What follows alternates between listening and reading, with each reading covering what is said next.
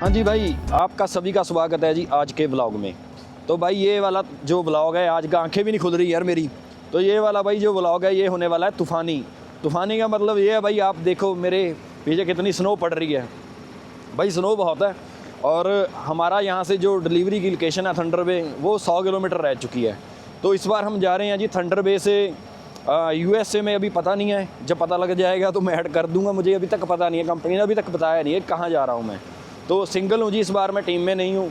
तो ऐसा कि इतने तूफ़ान में यहाँ पे प्री ट्रिप वगैरह करके यहाँ से निकलते हैं और भाई फिर आगे देखते हैं सड़कों का क्या हाल है। मुझे लग रहा है बहुत बुरा हाल है। 1 घंटे का रास्ता है मेरा यहाँ से, तो मुझे ऐसा है कि जल्दी से जल्दी मैं वहाँ पहुँच जाऊँ।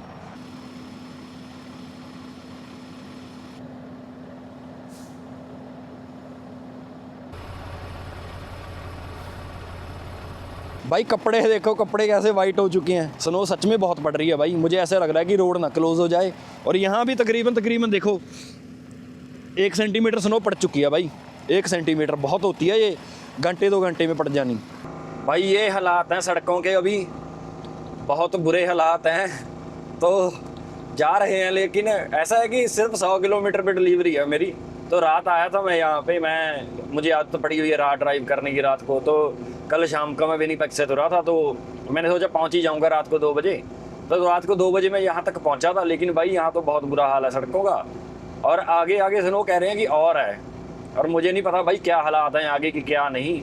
लेकिन भाई सच में अभी के लिए तो बुरे हैं। देखो अभी ये ट्रक पास होगा, ये देखो दिख रहा है, कुछ भी नहीं दिखता भाई आगे। बुरा हाल है भाई। भाई ये देखो जैसे ये ट्रक दोबारा से आएगा, ये देखो ये उड़ाता आता है स्नो पीछे से। तो पीछे का आगे का ट्रक का ये देखो, ये इसका पता ही नहीं लगा भी ये भी आ रहा है पीछे से।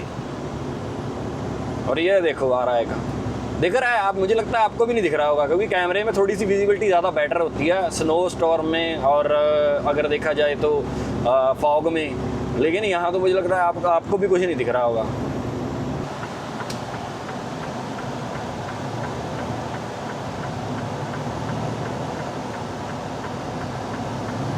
लोग मौसम बहुत बढ़िया हो चुका है जी, स्नो कम हो चुकी है और सड़कें भी साफ़ मिल चुकी हैं। अब आराम से डिलीवरी करेंगे, अगला लोड आराम से उठाएंगे भाई, चिंता ख़त्म हो चुकी है।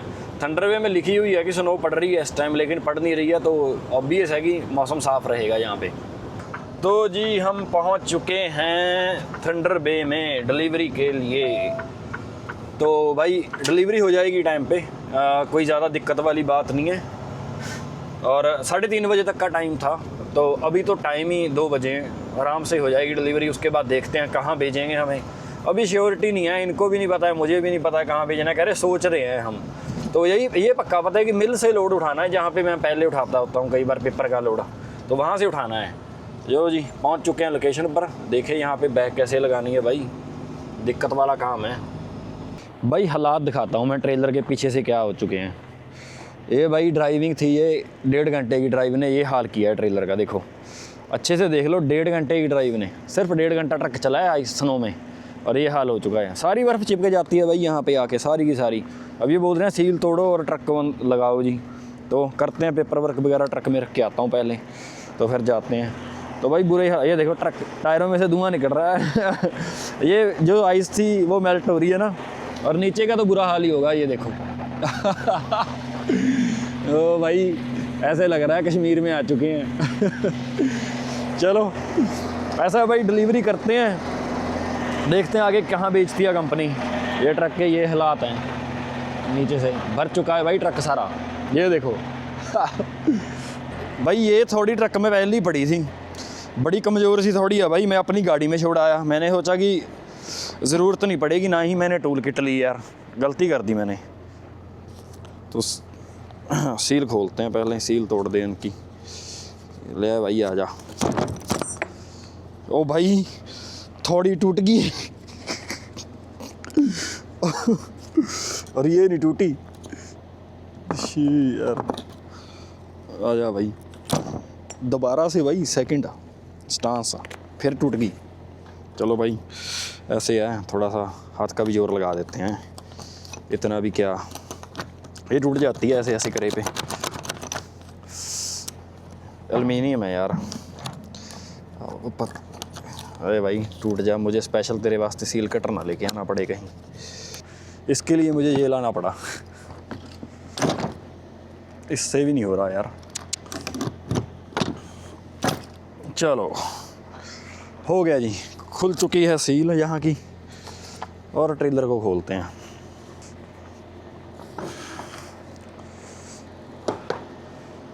अब आए तो हुए हैं यार पीछे, ऐसा करते हैं इसकी लाइट्स वगैरह भी साफ़ कर देते हैं अच्छे से,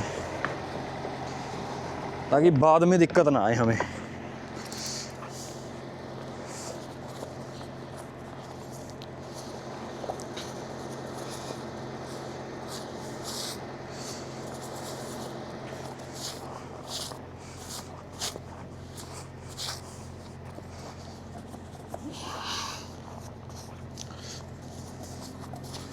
लो देख लो, कहाँ पता लगेगा अभी कहाँ क्या है, कहाँ क्या है। इसकी नंबर प्लेट यहाँ थी। ऐसे लोड होता है इसमें, आटे का लोड है ये। अब लाइटें साफ़ कर दी हैं मैंने, यहाँ बैग लगाते हैं और देखते हैं कितना टाइम लगाते हैं ये बैग अनलोड करने में। मुझे लग रहा है ज़्यादा टाइम नहीं लगाएंगे, देखते हैं बाकी। तो भाई ऐसे डॉक्स बनी होती हैं यहाँ पे, आपने दोनों में से एक डॉक पे बैग लगानी होती है। जो वे कह दें भी भाई इस पे लगा दो, हम उसी पे लगा देते हैं। तो ये वाली फ्री थी, मैंने इसी पे लगा दी, ये कह रहे ठीक है। तो ऐसा है भाई, देखो ये हमारा ट्रक खड़ा है और ये है भाई कैनवर्थ का लॉन्ग नोज़। लॉन्ग नोज़ उसे कहते हैं जिनके ये हुड आगे वाली लंबी होती है। भाई ये वाले जोटे ट्रक हैं, जोटा कहते हैं ना जिसे इंडिया में, वो चीज़ है ये वाली। हमारे वाले तो यार भाई ये देखो कंपनी का ट्रक है, प्लास्टिक का ट्रक है, ये आगे भी प्लास्टिक की बॉडी है, वो भी प्लास्टिक है। इसके भाई ये सारा मेटल का लगा होता है पार्ट आगे का। तो ये पुराने ट्रक हैं, जिन लोगों के पास हैं उन्होंने संभाल के रखे हुए हैं। इनकी कीमत बढ़िया है भाई, आगे आगे जाकर और बढ़िया हो जाएगी। लेकिन ऐसा है कि ये वाले आज के ट्रक हैं, नई जवानी कह लो, ये दादा परदादा हो गई, ये बाप बेटा हो गए, वो वाली चीज़ है। मैं दिखा देता हूँ एक बार दूर से, और इनकी लेंथ भी ज़्यादा होती है। देखो जो भाई ठंड है अभी के लिए, ठंड है -14 डिग्री और फील लाइक है -17। रात ज़्यादा थी भाई, रात यहाँ पे -38 था जब रात को ट्रक रोका मैंने उस टाइम पे। तो मुझे ऐसी उम्मीद नहीं थी कि इतना घट जाएगा, क्योंकि जब ना स्नोफॉल होती है भाई तब जो टेम्परेचर है वो घट जाता है। घटने का मतलब ही, मेरे कहने का मतलब ही गर्म हो जाता है वेदर थोड़ा सा। और अगर हम बात करें कि जब स्नो नहीं होती तब ठंड बढ़ जाती है भाई, हवा चल रही होती है। अब हवा नहीं चल रही है, बहुत बढ़िया है, और स्नो भी ज़्यादा तंग नहीं करेगी क्योंकि आज हवा नहीं चल रही है इस टाइम पे। कपड़े झाड़ने पड़ते हैं भाई सारे अंदर जाने से पहले, नई सीट गिल्ली हो जाती है साहब की। तो भाई अंदर से ट्रक यही होता है कि इधर आप सामान रख लो, जैसे मैं पहले भी दिखाया है। ऊपर पानी पड़ा है मेरा, ये मेरा बैग पड़ा है, और इसमें मैंने कुछ रखा नहीं हुआ अभी, ये भाई गंदा था खाना थोड़ा सा। और इधर मैंने अपनी ग्रॉसरी वगैरह सारा कुछ इधर रख दिया है ये खाने में, क्योंकि मैं कम से कम जगह यूज़ करनी चाहता हूँ। यहाँ की जो स्पेस है ना, मैं कम से कम यूज़ करनी चाहता हूँ कि मुझे साफ़ ना करनी पड़े। यहाँ भाई पड़ा है ये भाई, घर से मम्मी ने ये बना के भेजी हैं भाई पिन्नियाँ, देखो बहुत बढ़िया है भाई। और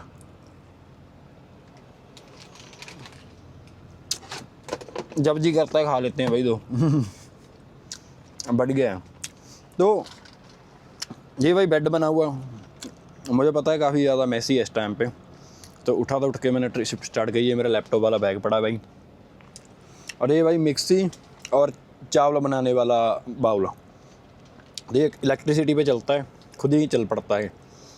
और ये मिक्सी है। एक मैंने वो भी लिया था अपना एयर फ्रायर, तो जब मुझे ट्रक मेरा पक्का मिल जाएगा, इसके बाद कंपनी मुझे कह रही है कैलगरी जाने को।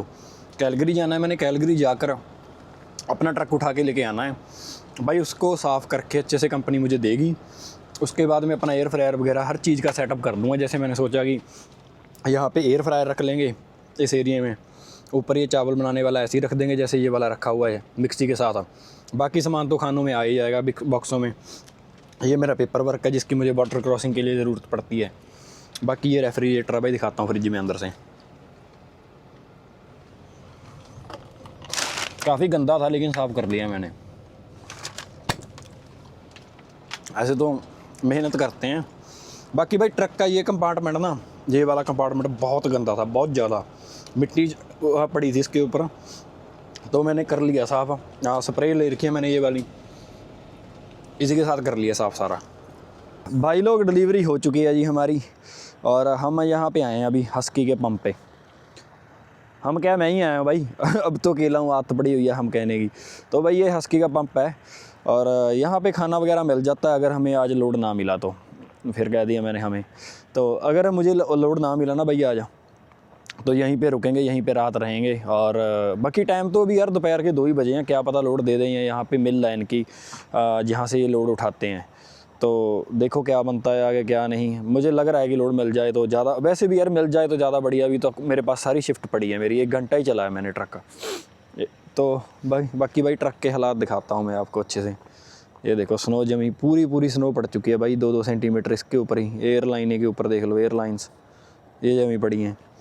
बाकी सारा ये वाइट हुआ पड़ा है। ट्रेलर का तो खासा बुरा हाल था भाई, ज़्यादा बुरा हाल था। और ये देखो इधर से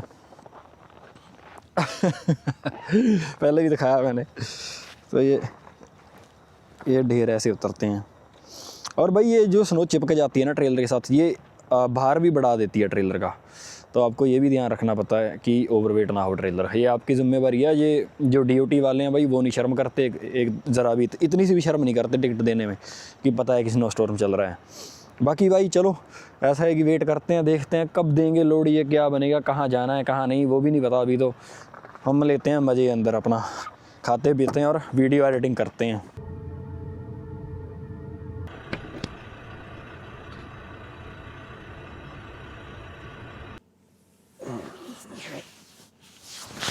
तो भाई सुबह के 7 बजे हैं अभी, और डिलीवरी लोकेशन यहाँ से 6.5 किलोमीटर रह चुकी है, सॉरी 650 किलोमीटर रह चुकी है। तो भाई अभी उठाऊँ, ब्रश वगैरह करते हैं, फ्रेश होते हैं, रेस्ट एरिया पे रुके हुए हैं। और जगह बहुत अच्छी थी यार, दिखाने वाली थी, लेकिन मैं लेट हो जाऊँगा। कोशिश करूँगा अगर दिखा सका तो। यहाँ पीछे लेक सुपीरियर है, बहुत बड़ी लेक है वो भाई, समुंदर है एक तरह का। भाई आंखें भी नहीं खुल रही, सुबह हुई है। तो अभी तो ब्रश वगैरह भी करना है, मैंने सोचा आपको दिखाई देते हैं। हो एक तो दूसरी बात है यार, लेट हो रहा हूँ आज मैं। मुझे ऐसा है कि डिलीवरी आज हो जाए यार, दिन बच जाएगा, आगे से मेरा ट्रक खुद का मिल जाएगा मुझे। भाई ये देखो, ये जितना भी आपको दिख रहा है ना भाई, सारे का सारा लेक सुपीरियर है भाई। समुंदरी लगा लो भाई, लेक तो कौन बोलता है इसे, समुंदरी बोला करो। ये भी लोग गोरे भी यही कहते हैं भाई, समुंदर बोलो इसे, लेक क्यों बोल रहे हो। अभी तो शांति है, पूरी शांति है इसमें, पूरी की पूरी शांति है। अरे वाह, बहुत ही बढ़िया भाई, सच में बहुत बढ़िया है। और इधर भाई रेस्ट एरिया देखो कितना बढ़िया बना रखा है इन्होंने। यहाँ बस बर्फ़ ही उठा रखी इन्होंने, ये इतना एरिया साफ़ नहीं किया हुआ। चलो फिर भी कोई बात नहीं। तो फ्रेश वगैरह हो चुके हैं जी, अब ट्रेलर की प्री ट्रिप करके फिर जी यहाँ से निकलते हैं। कल रात जब मैं यहाँ पे आया था ना, रात में आया था 10 बजे, तो भाई रात में रास्ते में स्नो बहुत पड़ रही थी, और मुझे ऐसा लगता है कि ट्रेलर के नीचे भाई स्नो जमी पड़ी है। एक चीज़ दिखाता हूँ मैं आपको। अरे तो ये ट्रेलर साफ़ था जब कल उठाया था मैंने, ये देखो कैसे इसके ऊपर से ये इतना पड़ा है भाई, ये तोड़ना पड़ेगा मुझे। अरे वाह, तू भाई कहाँ से आ गया। देखो भाई कितना बर्फ़ का बड़ा डला सा है ये, जो टूट के यहाँ गिरा है, और ये नुकसान देगा फेंडर को। अरे वाह, ये देखो, अरे भाई गिर जा तू भी। चलो जी, ये भाई ये हिसाब है, यहाँ पे इतनी बर्फ़ झड़ चुकी है, बुरा हाल है भाई। मैंने तो सोचा नहीं था ट्रेलर का इतना बुरा हाल होगा, साइड से देख के लग रहा था, नीचे से ये ट्रेलर भी वाइट हुआ पड़ा है भाई अरे वाह, बहुत बर्फ़ थी यार पीछे। ओहो, ये देखिए भाई, ये पीछे का हाल। हाथ तो नहीं मैं लगाऊंगा अभी के लिए, शूज़ के साथ साफ़ करूंगा मैं भी नहीं भाई, हैमर लानी पड़ेगी। और करते हैं फिर प्री ट्रिप करते हैं अच्छे से, टायर वगैरह सारे चेक करता हूँ मैं, फिर यहाँ से निकलेंगे। तो भाई ये थोड़ी इतनी सी है भाई, ये निकल जाती है बार बार,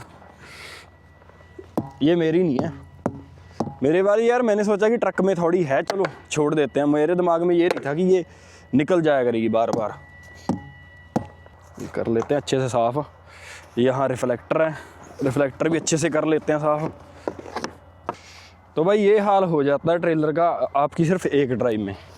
पिछले वाले ट्रेलर की नंबर प्लेट वहाँ थी, इसकी यहाँ है।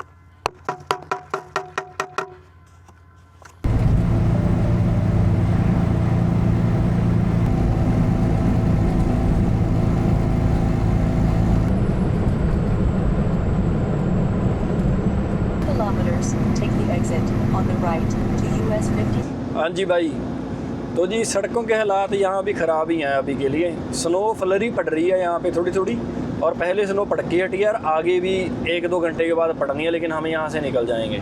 मैं दिखाता हूँ आपको, ये हालात हैं अभी सड़कों के। बाकी भाई देखो क्या बनेगा आगे हमें नहीं पता, लेकिन मेरी डिलीवरी मुझे ऐसे है कि 4:30 बजे तक खुले हैं वो, मैं 3:30 पहुँच रहा हूँ वहाँ पर। अगर डिलीवरी हो जाए तो बढ़िया है यार।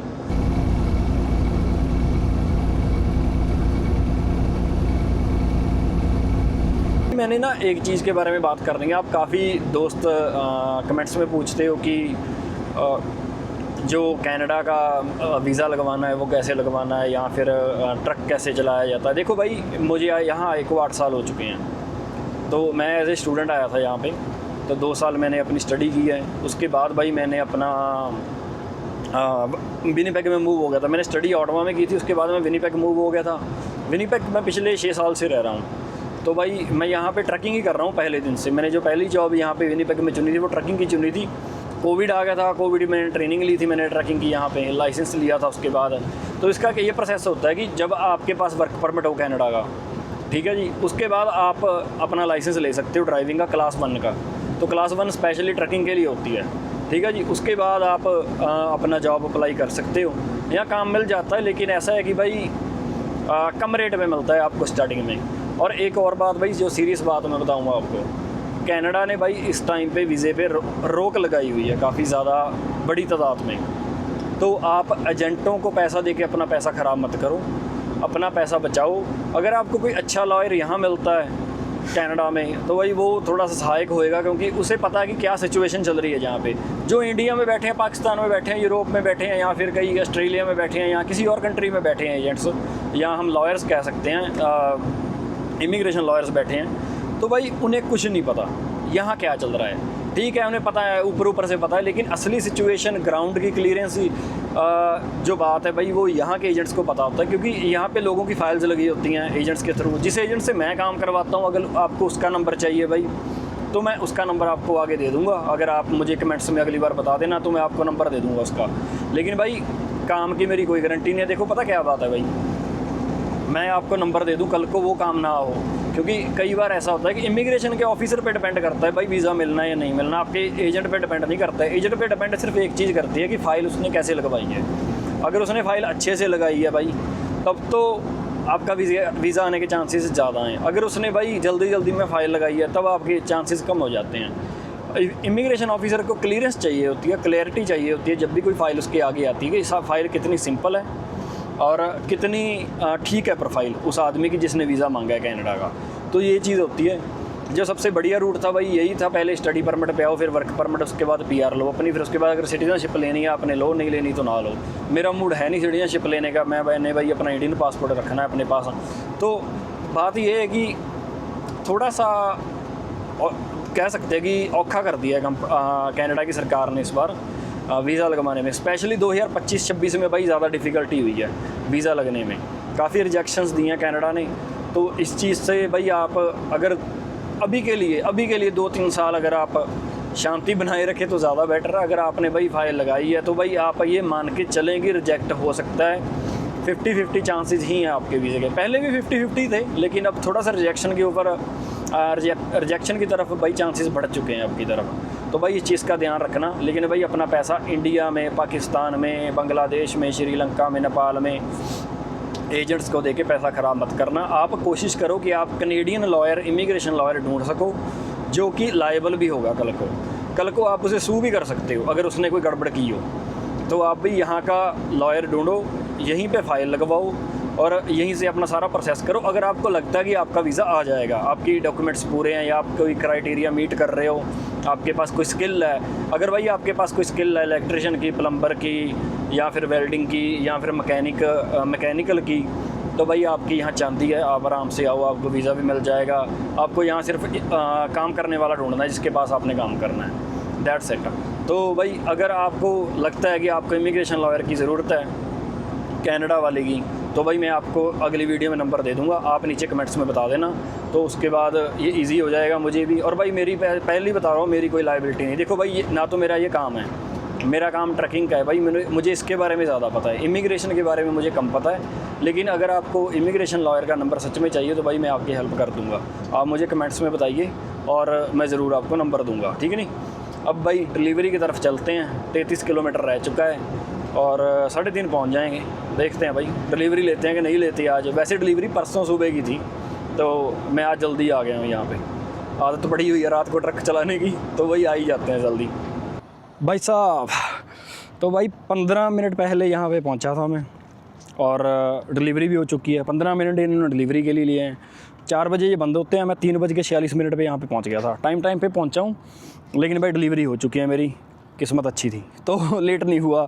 स्टॉर्म ने ज़्यादा टाइम नहीं ख़राब करा, लेकिन अब भी देख लो आइस पड़ रही है, टेम्परेचर 1 डिग्री है। और मैं दिखाता हूँ आपको, ये सारी बर्फ़ पिघल चुकी है भाई, आपको जो मैंने दिखाई थी पहले, सारी की सारी जो भी चिपकी थी ना ट्रेलर के नीचे, सारी अच्छे से जड़ चुकी है, कोई एयर लीक नहीं बची है।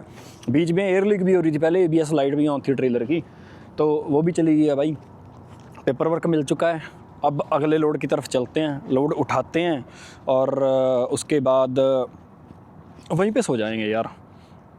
सोच रहा हूँ क्या करेंगे, आगे चलें या उस पर वहीं पर सो जाएं। अभी तेल भी डलवाना है, तेल दिखाऊँ मैं आपको, तेल कितना ट्रक में आधे तो गालियाँ निकालोगे भाई मुझे देख के।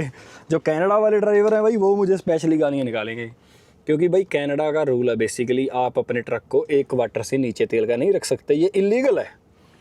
देखो भाई हैरानगी की बात है, लेकिन ये इलीगल है, आपका ट्रक 1 क्वार्टर से नीचे नहीं हो सकता विंटर्स में, इसकी टिकट मिल जाती है आपको। तो भाई अभी पहले मैं तेल डलवाऊँगा, फिर लोड उठाऊँगा, उसके बाद निकलेंगे। और कल को भाई जहाँ जाना है हमने वापस अपने घर को, भाई वहाँ पे भी तूफ़ान आया हुआ है। प्रिंस ने बताया मुझे काफ़ी ज़्यादा बुरा हाल है, वो कल रात का रुका हुआ है और कल सुबह कह रहा है कि हवा कम होगी तब मैं घर पे जाऊँगा, तो वो भी स्टक हुआ पड़ा है बेचारा। तो देखते हैं, तो ट्रेलर वगैरह उठाते हैं। और मैं एक आपको चीज़ बताता हूँ, जिस शहर में मैं हूँ ना, इसका नाम भाई ग्रीन बे है। और ग्रीन बे हो गया, एक डुलुथ हो गया, एक पहले आया था शहर बीच में, मैंने क्लिप लगाऊंगा मैं उसकी। भाई शिप्स बहुत आती हैं यहाँ पे, यूरोप से स्पेशली। ये शिप पता नहीं नॉर्वे की है भाई, इसका लाल रंग का बना हुआ साइन सा, बीच में चॉर्स बना हुआ, मुझे लगता है यहाँ तो नॉर्वे की है शिप या फिर ये कनाडा की शिप है, मुझे मतलब दूर से दिखाई नहीं दे रही है। मैं दिखाता हूँ आपको नज़दीक जाके। तो शिप बहुत बढ़िया है, लेकिन ये छोटी वाली है, लेकिन बड़ी कार्गो शिप्स भी यहाँ आती हैं। ये शिप है, देखो ये है, मुझे लगता है कि तेल ड्रिल करने वाली शिप है ये। और इसके पीछे बोट है भाई, वो झंडा नहीं है। और ये कनाडा की शिप है, कनाडा का झंडा लगा हुआ है इसके ऊपर। तो भाई बढ़िया वाली है पूरी, है ना एकदम। इससे बड़ी बड़ी शिप्स हैं भाई यहाँ पे, इससे बड़ी बड़ी शिप्स, बहुत बड़ी शिप्स हैं इससे। ये बेसिक सी है, छोटी सी यहाँ पे खड़ी है जो, लेकिन ये भी बढ़िया लगती है भाई। तो भाई साहब कॉफ़ी ली हमने उठा, भाई ये पंप है, बहुत ही बढ़िया भाई। रात रुका था मैं यहाँ पे, देखो कितना अच्छा बना रखा है, इनका इंफ्रास्ट्रक्चर कितना अच्छा है, बिल्डिंग बहुत अच्छी बना रखी है भाई। और इधर पंप है, मेरे पीछे लॉन्ग नोज खड़ा है ये वाला पीटर बेल्ट, तो भाई ये हमारे वाला। तो जी निकलते हैं। एक बाइजन, एक वो खड़ा है सामने वाला, वो भी बाइजन है। तो भाई कॉफ़ी पीते हैं, पिन्नियाँ खाते हैं, घर वालों ने जो बना के भेजी हैं, और निकलते हैं भाई फिर यहाँ से। ये देखो भाई कप पूरा ही आता है इसके ऊपर, अगर थोड़ा बहुत रह जाए तो काम गया। ये जो आप सामने देख रहे हो ना, इसे सनडाउ कहते हैं, मतलब आसमान में 3 सूरज दिखना एक टाइम पे। तो ये कनाडा में ज़्यादातर देखने को मिलता है, लेकिन हमें USA में देखने को मिल रहा है आज पहली बार। तो भाई ये बहुत बढ़िया चीज़ है, और आपको साल में 1-2 बार ही देखने को मिलती है, ज़्यादा नहीं देखने को मिलती, और स्पेशली विंटर्स में देखने को मिलती है। तो जब ये ज़्यादा ब्राइट होता है ना, ऐसा लगता है कि आसमान में 3 सूरज हैं। ये चीज़ आपको इंडिया में नहीं देखने को मिलेगी, ये चीज़ आपको देखने को मिलेगी कनाडा में या नदर्न USA में। यहीं पे देखने को मिलती है ज़्यादा, ये साउथ में कंट्रीज़ में किसी को देखने को नहीं मिलती। अगर आप पोलर रीजन में रहते हो जैसे कनाडा है और यूएस नदर्न है तो भाई इधर आपको देखने को ये मिलता है। भाई मैं अभी जो आपको सुनाऊंगा ना, जैसे इंडिया में पुराने ज़माने में नहीं होता था, रेडियो चलता होता था, हर कोई बैठ के रेडियो सुनता था, मैं आपको वही चीज़ सुनाने वाला हूँ। आप जब हम ट्रक में चलाते हैं ना भाई, ट्रक में हमारे पास जैसे कि मैं जिसके ऊपर रिलाय करता हूँ वो जी, हाँ, जो हमारे ट्रक में रेडियो होता है ना उसके अंदर एक WX करके चैनल होता है, चैनल 4 पे स्पेशली, वो डिफ़ॉल्ट बाय चैनल 4 ही होता है। तो जिस एरिया में हम होंगे ना वो वहाँ का सिग्नल उठाता है वेदर का। तो मैं आपको आवाज़ ऊंची करके सुनाता हूँ, आप एक बार सुन के देखिए कैसी आपको फील आएगी। लेकिन है भाई, ये सच बताते हैं, वेदर का होता है ये। तो आवाज़ करता हूँ मैं। 5 to 10 below. Windy. Northwest wind surrounds 25 miles per hour, decreasing to around 15 miles per hour after midnight. ये वेदर बताता है कि भाई अगले 2-3 दिन का वेदर क्या होगा, आज का क्या वेदर है। जैसे ये बता रहा है कि अभी इसने पहले बताया था जब मैं सुन रहा था तो कह रहा था कि आज रात को -40 होगा यहाँ का। ये फ़ारेनहाइट में बताते हैं भाई, तो इतना नहीं है तो, लेकिन विंडी होगा, विंड चलेगी ज़्यादा। तो इन चीज़ों का भी भाई मैं ध्यान रखता हूँ स्पेशली। लेकिन जो नए ट्रकर हैं भाई वो इन चीज़ों पे ध्यान नहीं देते। जो पुराने चलते हैं हमें इसलिए पता है क्योंकि नॉर्थ डकोटा में स्पेशली वेदर ज़्यादा ख़राब होता है, एज़ कम्पेरेटिव टू मैनीटोबा ज़्यादा ख़राब होता है नॉर्थ डकोटा का वेदर। जो इंटरस्टेट 29 है भाई, ये 2-2 दिन बंद रहता है कई बार तो। हाँ जी भाई, रात के 10 बज रहे हैं और भाई रास्ते में एक एक्सीडेंट हुआ है और उसको अभी ट्रक को निकाला जा रहा है। ट्रक डिच में गिर गया था, उसको निकाला जा रहा है। पुलिस की गाड़ी ने रोड ब्लॉक कर रखा है, सबसे पहले हम ही आगे, पीछे बाकी लाइन सारी पीछे लगी हुई है। तो भाई देखते हैं कितना टाइम लगेगा यहाँ से, कितना नहीं लगेगा भाई। मुझे तो लगता नहीं है जल्दी निकलेंगे यहाँ से, क्योंकि काफ़ी टाइम लग जाएगा हमें लगता है।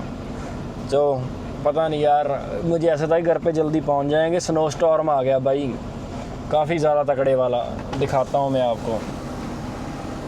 ये देखिए नीचे स्नो एक्यूमुलेट होने लगी ना रोड के ऊपर, ये इसीलिए हो रही है जी स्टॉर्म की वजह से। ये देखिए सारी हवा चल रही है भाई। अभी तो हवा स्लो है लेकिन आगे और तेज़ हो जाएगी। चलो देखते हैं कितना टाइम लगता है। ब्लीजर्ड आ चुका है भाई, टाइम लग गया मुझे वहाँ से आते आते। और अगर आपको दिख जाए, ये देखिए, तो हवा भी कम है। ब्लीजर्ड का मतलब होता है जब उड़कर स्नो आती है जी, जो आसमान से नहीं पड़ रही है लेकिन जो धरती पर है उसे उड़ा के लाती है हवा, और बहुत ज़ोर से उड़ा के लाती है भाई। तो ऐसा है कि जल्दी जल्दी अभी ट्रेलर को इसको ड्रॉप करते हैं, कर दिया वैसे तो, ट्रकी आगे करना है मैंने बस। उसके बाद भाई गाड़ी में चलते हैं। और एक और बताता हूँ चीज़ भाई, गाड़ी का हीटर नहीं चल रहा, ठंडी गाड़ी में घर पे जाना पड़ेगा। चलो कोई बात नहीं, देखते हैं, जाते हैं। पहले इसे डिस्कनेक्ट करता हूँ मैं। भाई लोग गाड़ी हो चुकी है स्टार्ट, तो हम बैठते हैं ट्रक में, सामान वगैरह इकट्ठा करता हूँ, उसके बाद बैठूँगा भाई गाड़ी में। ठंड बहुत है भाई बाहर, लॉक तो नहीं लग गया? नहीं। तो भाई इतनी ठंड में गाड़ी निकाल ली है, गाड़ी निकल गई है यहाँ से, ठीक है जी। ये खड़ी है गाड़ी, ये हालात हैं गाड़ी के अभी, वाइट हुई पड़ी है देखो सारी की सारी। तो भाई मैं ट्रक लगाता हूँ, इसके बाद भाई घर पे जाता हूँ। देखो ठंड सच में बहुत है भाई, अगर आपको दिख रही होगी ना, ये हवा की गति पता लग जाएगी जितनी स्नो उड़ रही है आपको सारी की सारी। तो भाई अगर आपको ब्लॉग ये अच्छा लगा तो प्लीज़ लाइक, सब्सक्राइब और शेयर प्लीज़ कीजिएगा। अगर कोई कमी लगी तब भी हमें बताइए, हम अपनी गलतियों को सुधारने के लिए तैयार रहते हैं, ठीक है जी। तो ऐसे भाई मजाक नहीं कर रहा हूँ, सच में तैयार रहता हूँ अपनी गलतियों को सुधारने वाला, क्योंकि भाई मैं वो इंसान हूँ जिसे अपनी गलतियों को सुधारना अच्छा लगता है। अगर कोई गलती हो, ठीक है, अगर कोई धक्का ही कर रहा है भाई वो अलग बात है। देखो भाई ये हालात है, आपको समझ आइडिया लग जाएगा, आपको आइडिया पता लग जाएगा कि कैसे स्नो उड़ के आ रही है, कहाँ से आ रही है।